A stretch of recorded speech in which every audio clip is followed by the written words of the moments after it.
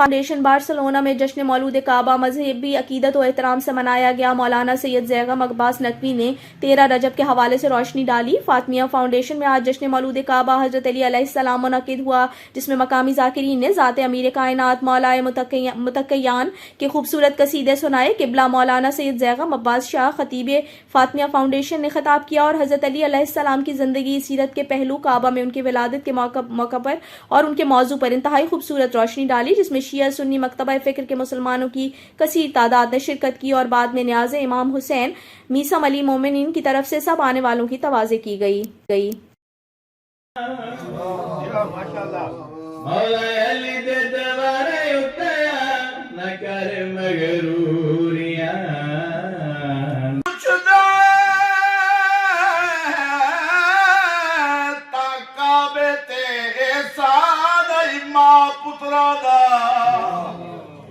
काबा किबला तां बनिया जड़ा आया पीर